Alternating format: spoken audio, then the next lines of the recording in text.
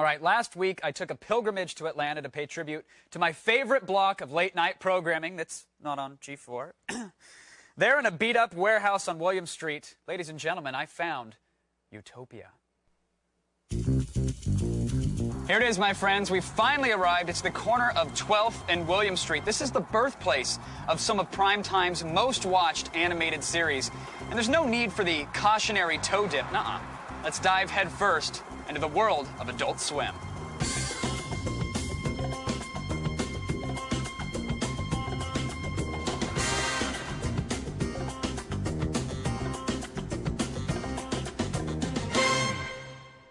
You know, when everybody at G4 found out I was going to William Street, they all said one thing. They said, Kevin, bring back lots of swag, which is a no-brainer. I got it. I'm all over it. Thanks, Astro. Appreciate it.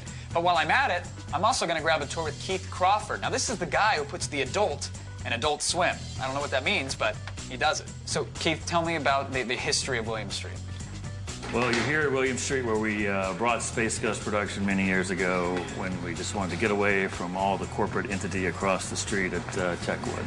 So no one can be looking over our shoulder as we make all these silly little shows. Man, you gotta check this out. Oh, yeah, baby. That's a neat car she's washing. You think that's a straight six? I think we're like the rebels on Hoth. Like, that's the Empire over there, and they've given us this little area over here. We don't run things like they do. It's kind of like, all right, today's Monday, so that means we got to do this today. And it's kind of good that way because it's flexible and fast. Right. Amazing. Good guy. Totally. Definitely have to meet with him. William Street is cool because it's just sort of an open venue. You just come in and you have an idea and you do it, and there's no punch clocks, there's no cameras or supervisors, and this has been my only real job. I was a fan of Adult Swim before I started working for him, so it's pretty cool to go to lunch with the Aqua guys or go hang out with the Sealab guys and do stuff. I really enjoy that. And it does, you have a real college dorm feel. I'm told that the no dress code thing is pretty cool.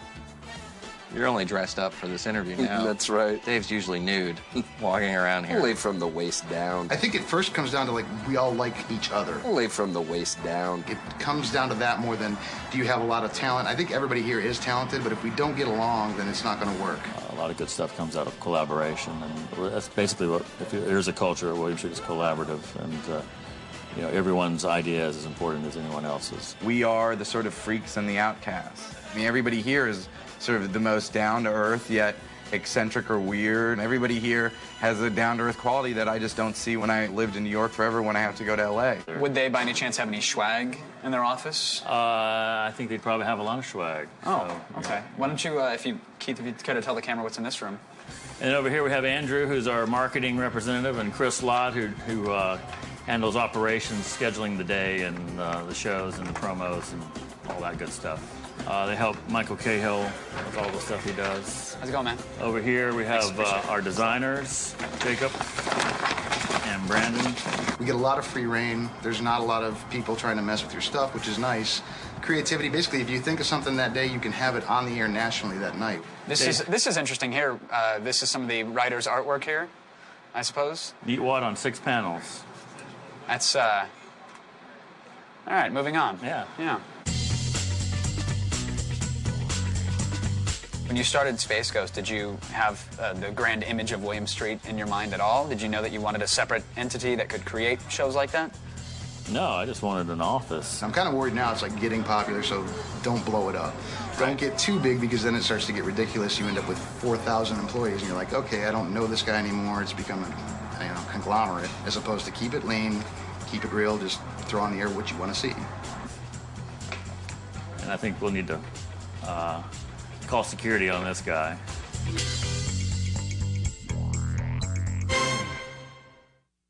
All right, everybody wants to know, yes, I did, in fact, bring back some swag, and I'm going to give it away. Nice. Well, most of it. I'm keeping the painting, and I'm keeping the meat wad balloon. That's This a is pretty sweet cool. little hoodie, right? Yeah, it's just a cool hoodie. And some DVDs and some other good stuff. And I mean, it's all here. So watch all week, and you'll see how you can win some Adult Swim goods. Now, tomorrow, we'll go behind the scenes to see how the magic happens on Harvey, Birdman, and Sealab. Because there's so much, we'll have to check out Aqua on Thursday. Now, yesterday, we showed you the innards of William Street, but sadly, we neglected to show you the reason they exist in the first place. Because without any of the cartoons, It'd be just a bunch of dudes hanging out in a warehouse. Man, how do they do it? Recycle cartoons from the 1960s, $1.99 promos, and yet millions of viewers. You know, there's something special about that Adult Swim team, and I get to be intern for a day, so I'm going to find out all about it. It's going to be great. Oh, man, I'm finally here. I can't believe it. William Street. I'm going to finally show all these people how creative I am. Are you the intern? Yeah. Photocopy these. Yeah. Okay. Excuse me? Hey. Hi, I'm sorry. I heard you guys doing $1.99 promos. Yeah, are you the intern? From this room. Yes, hi. I am the intern for today. Kevin. Welcome. I'm Michael. Michael. The best thing about the text, Lazo thought, well, why don't we just talk to the audience instead of yelling at them, shouting at them, trying to tell them what to do. Instead, let's just talk to them like they're people like us. That way we can change a bump on a given day. If something happens in the news or we've got a new show, that night we can drop it in. Excuse me. You're Jay, right? Right. You edit Aqua Team. I do. Oh, great. Well, I'm Kevin. I'm the intern for the day. So if there's anything I can get for you, you can let me know. I can do some great VO. If you need me to edit, I know After Effects. I know a little bit of Final Cut. Cool. Pretty proficient with Pro Tools. Good. And I do voices as well. Right, I need coffee and a coffee. Thanks. Coffee? Yeah. Yeah. All right, Jay, I'll get right on that. Thanks. Coffee. Harvey, Birdman, utterly at last. Kevin, how's it going? Hi, good. Good to meet you. Maybe you can help me figure out exactly how the Birdman comes together. Timing is a major part of it. So traditionally you would have storyboards, but you couldn't hear it and you couldn't see how it was timed out. So you wouldn't know if it was playing well or not, you know, comedically, if the timing's correct. What we're able to do in Flash is that we can see the drawings with the audio much bigger case together. What was the biggest hurdle when making that leap from traditional to Flash? Probably just getting used to the fact that you're no longer using a pencil or a real piece of paper. That's just very daunting for someone who's just, that's all you've done all your life is just draw. Basically, we have model packs for all the different characters, which includes heads and bodies and arms and hands and things like that. We have this sort of this online search function with every scene that's ever been done for Harvey Birdman in the past goes into this library system, and I can just search it using a keyword. If I'm looking for Harvey's foot for whatever reason, just type in Harvey's foot and then just a list of scenes come back. And I actually get the actual Flash file of that scene, and I can pull out all the elements that I want. Sure, he wasn't getting paid, but he should have considered the whole benefits package. Free artificial sweetener packets in the break room, up and down elevators, toilet seat protectors. This internship sucks. They haven't given me a single creative task yet. Hey, Trevor, where are the copies? Oh, Kevin, I'm with G4. I'm the... Yeah, not important. I just need the copies. Yeah, that's odd because I went to copy... Okay, how about this? Get the copies done, and when you're done, I want you to count the paper in that box. I don't think there's 500 sheets in each package. So if you could just count each one. Just the first box, yeah. Yeah, I'll, Okay, great. Yeah, let's get right on that. Thanks. Make sure they're not shortchanging us. Yeah, I'm gonna drown somebody in the swimming pool. Adult Swim. If you're looking for me, you better check under the seat. We make a show called Sealab 2021 for Adult Swim. Our show and Aqua Teen are designed to be cheap, quick, fast, pop it out there. It's not as much about the visual as it is about the writing. This show sucks. The writers absolutely suck. And could this green room be any hotter? Do you think these shows would have been possible, 20 years ago, 15 years ago, even before, After Effects and Final Cut? That's part of the appeal of all these things is you could make our TV show in your spare time at home, sitting around. Let's go get some pills from Mom. I'm gonna eat the hell out of some pills. Pills from Mom. I'm still jealous that you got to go to that. Dude, I'm telling you, it was heaven. I walked through, and then there was a chorus of angels there to greet me with lollipops and I thought you weren't swag. coming back. I wasn't going to, but there was anyway. Do you remember this bag here? This is not just an Adult Swim bag, but it's actually filled with swag. Nice. Good stuff. DVDs, hoodies, all sorts of good jazz. Why don't we show this off every day? You gonna give it away to anybody? Tomorrow, actually. Really? Tomorrow, and it just might be your chance to win it, which would be pretty sweet. And also tomorrow, we're going to profile some of the new shows that Adult Swim is serving up. And on Thursday, we're going behind the scenes of Aqua Teen Hunger Force. Jeez. Nice. It's going to be awesome. You know, there are a slew of new shows coming out this fall on Adult Swim, and I went to William Street to get you some exclusive clips. But before we show that, I have to be honest. My real goal was to pitch them my own Adult Swim show, and you know what? I think they liked what I had to say. Now, Adult Swim may be incredibly successful, but that doesn't mean that anybody around these parts is resting on their laurels. In fact, the chefs over at William Street, well, they're always in the cartoon kitchen whipping up fresh batches of laughter.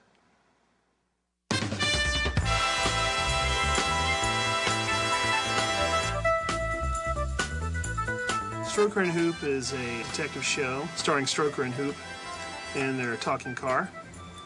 And they're fairly mediocre at solving their cases. Stay calm. I'm Hoop, and this is my partner, Stroker. Detectives, not gay. We know how you feel, Megan. High school sucks. Hey, you're too fat to be a cheerleader, so you do the goth thing. Stroker is John Strockmeyer, former mattress sales turned private investigator. It's kind of like archetypical TV detective, and then Hoop is a little bit more of the do-gooder. It's a nice night, at least. Sitting outside in the quiet, just being. Cool grass on our buttocks. Car, 1980s model of some sort. It would be like a super beta version of OnStar, but with a passive-aggressive voice actor behind it.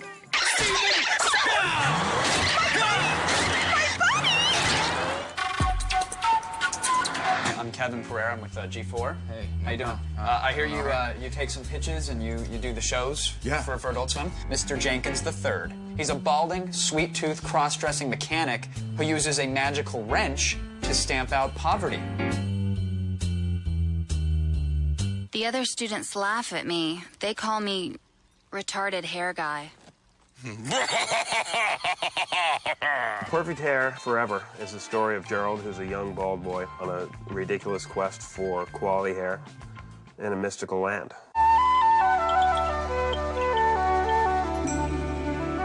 Uncle Grandfather. Nick, I'll tell you, kids these days are unhealthy in general. They're overweight, they're lazy. Not anymore, thanks to the Yum Yum Squad. Okay, this is a little bit of a spin-off, but I think it's spinning in the right direction instead of spinning out of control like some other shows on this network. Can I help you? Can I help you? What do you do? I do it all. Have a seat. I will, because that's something I can do. I write, direct, and draw 12-Ounce Mouse, and I star in 12-Ounce Mouse, and I'm building the set for 12-Ounce Mouse. And the show is about a really lovable, sexy mouse who's fond of beer and sort of lives in this bizarre world of love and espionage. Do something. I am. I did. Are you drunk? Not drunk enough. It looks like a 3-year-old drew it and animated it, but it was me. Meet Sal. He's a hate-fueled, eye-patch-wearing anchor, and he also struggles with Vietnam flashbacks. But it's an anchor, right? So when he's having a flashback, he's just underwater, struggling with the cigarette. War's going on above him. Mr. T. What if Mr. T was an animated, what is like a furry animal, and you... Hey, excuse me, you reckon you could, give me permission to date your pumpkin? Get off my porch. Get out of your house. Hey, you like that? You like that? Squidbillies is about some squids in the North Georgia mountains, pretty much just raising hell. No, Yeah, I ain't gonna touch my front butt unless I get one of them sport radio things with the earbuds. Here you go. Go home, take it. Now, can I please have one of them Walkmans? That'll be $34 if you got it. This ought to cover it. We have early Kyler. He was a young squid who made a decision to break the law to win the love of a woman. Will you marry me? Yeah, I guess. It's a little more like a redneck sort of soap opera, rock opera, kind of folk opera maybe. Not so much rock. What I love about Adult Swim shows is they do things that on another network somebody in a suit would have said, don't do that or water it down. Good times. You tried. What do you mean I think they liked it. I'm expecting a phone call anytime soon, no? Sure, they'll call you any See? day now. That's what my mom said. sure I'm of like, it. yeah, thanks, Mom. Swag. swag even. We've been talking about it for days. Yeah. I don't know, you got the We've William got Street some- thing oh, yeah, here. you wanna Here's a see the back t-shirt. of it? It's Yeah, kinda yeah, cool. that's the coolest It's part. cool. Let me get out You here a can little pretty much get bit. into any club. Cool logo. As long as you're wearing that. Oh, yeah. And this is very hip, very LA. maybe some of our chatters or the callers today are going to get this, so start dialing. And tomorrow is the grand finale of my William Street Adventures. Excited? Is it tell. really going to be the end? It is the end, I We've promise. been talking about William Street for like 3 weeks. But listen, we're going behind the scenes of Aqua Teen Hunger Force. And Dave and Matt, they're going to spill some secrets about the That new is exciting. the new Aqua Teen movie. Ah, some secrets. Some secrets. There Top might be secret stuff? spoilers. There might be. You've been warned. All right, this is it. This is it. The last of my William Street adventures. And today, we're going behind the scenes of the show that you've all been waiting to hear about, Aqua Teen. And not only that, you're going to get an exclusive little bit of news about the Aqua Teen movie. But a warning, this is important. If you're worried about spoilers, then turn down the volume because these guys sang like canaries under my intense questioning.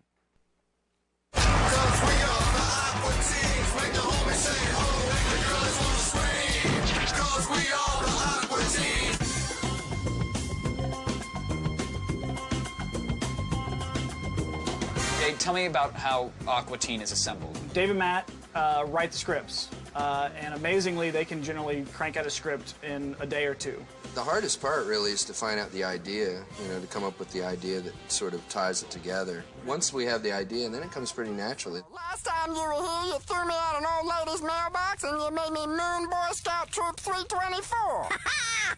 We did. Well, this time we won't. Okay, cool. Let me just go get my keys. So Dave and Matt supervise the voiceovers, and as they do that, the show is kind of being rewritten and improved. And we're able to do that because we do everything here at William Street. We set up a system that is easily manipulated so that we can at any time change something. I play from the Moonanites, and I play the Cybernetic Ghosts. Occasionally I do Satan. I do Carl, I do Meatwad, and I do Ignignat, the green Moonanite, as opposed to Matt's the purple Moonanite. This pornography is infinitely excellent. This dresser, however, is very boring. Yeah, get rid of it. Torch the dresser, Meatwad. But this is where Carl keeps his clothes. Look, these women don't have any clothes, and they're not complaining. Yeah, man, they're kissing each other. Kevin Pereira. What kind of name is that? Is that American? I don't think so. They tell me you're a little bit of metrosexual. I don't know what that means, half gay. What's that? The courtesy shake my hand and say, thank you, sir, and look me in the eye. I have nothing but the highest regard for Kevin Pereira. So what I'm given to edit with in Final Cut Pro is a QuickTime of everything that a character does. So to date, probably every of the main 4 characters, Master Shake, Meatwad, Frylock, and Carl, there's probably less than 5 minutes of total animation of everything that they've ever done. And I keep a library of that and recycle that for every new show. Because it's a show for adults, it's really more about the dialogue than the flashy colors and flashy animation that you would need to keep the attention of a kid. And thankfully the writing is so great that we can get away with that. Yeah, Frylock, we was just reading. This is pornography. Uh-oh. Where on earth did you get this, Meatwad? Yeah, where? I gotta confiscate this. Give it all to me. I need to learn how to read. Back here. At Radical Access, they do the After Effects, the finalizing of the video. We had a campfire that we shot 5 years ago. We used that as explosions. Oh, no. It's been in every show for the last 6 years. Yeah, we shot it in the woods, and then we just sort of keyed it out very roughly. And whenever a character is on fire, which is usually all the time, we'll sort of paste that campfire on there. It represents chaos. Who bothered to spawn you? And why? You know what I'm saying? No. This is the script for the Aqua Teen Hunger Force feature film. Normally our scripts are about 11, 12, 13 pages. This is a whopping 81 pages. The movie is an action piece that leads sort of in an action piece. It is. It's an action piece, and Okay. it leads sort of into a meandering origin story told in a very Aqua Teen way. We need someone to play a mysterious character, the 4th Aqua Teen. Yeah. Get to see the 4th Aqua Teen. By the end of 2005, you'll see the Aqua Teen Hunger Force feature film. Tell him the end. Tell him what happens at the end. Frylock's a woman. He's a woman. Can you believe that? Here first. Frylock's a woman? Come on. Yeah, I don't know. They're kidding, aren't they? I don't know. It's I kind of don't hard to tell with those guys. either. I mean, like, it could be. That would be a surprising twist. No one would have seen that coming. Well, they do now. Well, it's true. This is the facial hair. It's and kind of nice, though, that there's, it seems like, you know, they don't have to spend a lot of money to do this. No, This is just a bunch of guys just having some fun with some computers. The editor said it best. He knows Successful exactly show. what's going on. It's not about the animation. In fact, that's how it is for most of the William Street cartoons, at least in my opinion. It's not about that. It's about the writing, and it shows. It shows. I like it. Yeah, I miss it. Good place. Good place.